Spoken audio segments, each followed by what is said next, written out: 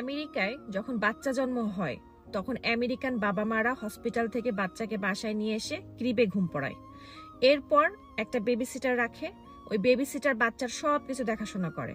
আর যেসব মায়েরা breast feeding করায় তারা শুধু ব্রেস্ট ফিডিংটা করায়, আর বাকি সবকিছু বেবি সিটাররা করে। বাচ্চা হওয়ার আগে যেসব মায়েরা চাকরি করত তারা বেবি সিটার রেখে ব্যাক টু ওয়ার্ক, তারা আবার কাজে ফিরে যায়। আর যেসব মায়েরা চাকরি করে না তারাও বেবি সিটার রাখে। কেন জানেন? তারা বাঙালি মেয়েদের মতন পাগল হতে চায় না, অ্যাংজাইটি ডিপ্রেশনের শিকার হতে চায় না।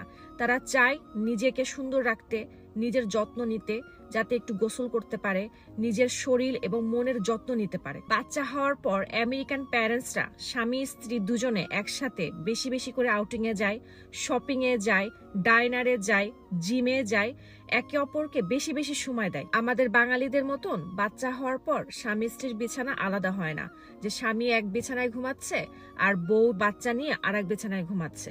তারা বাচ্চাকে ক্রিবে রেখে স্বামী স্ত্রী একসাথে ঘুমায়। এরপর আমেরিকান বাবা মারা বাচ্চা একটু বুঝতে শিখতে না শিখতেই তাদেরকে শিখানো শুরু করে দেয় কিভাবে নিজের কাজ নিজে করবা, নিজের দায়িত্ব পালন করবা। এরপর 18 বছর হলে সন্তানকে টাকা দেওয়া বন্ধ করে দেয়, বলে নিজে ইনকাম করে নিজে চলো, নিজের দায়িত্ব নিজে নিতে শিখো। এরপর বাবা মা যখন একটু বয়স্ক হয়ে যায়, বৃদ্ধ হয়ে যায়, তখন সুন্দর সুন্দর কুকুর কিনে তাদেরকে লালে পালে আদর করে, তাদের সাথে সময় কাটায়। আমাদের বাঙালিদের মতন আমেরিকান বাবা মারা এই বাচ্চার জন্য পাগলও হয়ে যায় না, আওলা ঝাউলাও হয়েও থাকে না, বাচ্চাকে সারাদিন লুতুপুতু কুতুপুতুও করে না, বুকে জড়েও ধরতে আমি দেখি না।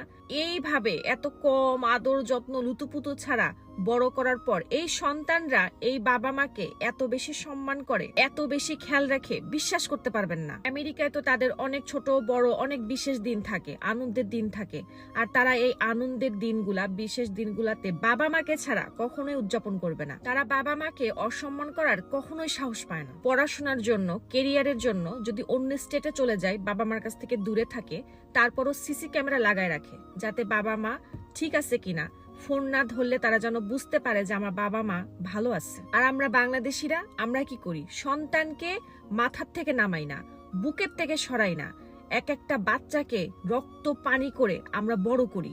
এত আদর যত্ন লুতুপুতু করে বড় করা সন্তানরা মা মরে গেলেও 7 দিন 10 দিন পার হয়ে যায়, তারা জানেও না। প্রতিবেশীরা তাদেরকে ফোন করে জানায় যে তোমার মা মরে পচে গেছে, গন্ধ বেরোচ্ছে। পাশের রুমে নিজের পেটের আপন মেয়ে থাকে, সেও জানে না তার মা 7 দিন আগে মারা গেছে, তার নাকে গন্ধও আসে না। সন্তানের কাছ থেকে এমন প্রতিদান একটা মায়ের জন্য কতটা যন্ত্রণাদায়ক, কষ্টদায়ক, এটার কোনো ভাষা নাই, এটার কোনো শব্দ নাই। বাংলাদেশে ছেলেরা বিয়ে করার সাথে সাথে বাবা মা ভুলে যায়, মাকে দেখতে পারে না, বাবাকে দেখতে পারে না। আর আমেরিকায় ছেলেরা বিয়ে শাদী করলে আরো বেশি বেশি করে বাবা মাকে সময় দেয়। আসলে আমেরিকান প্যারেন্টসরা আমাদের বাংলাদেশি প্যারেন্টসের মতন এত বোকা না।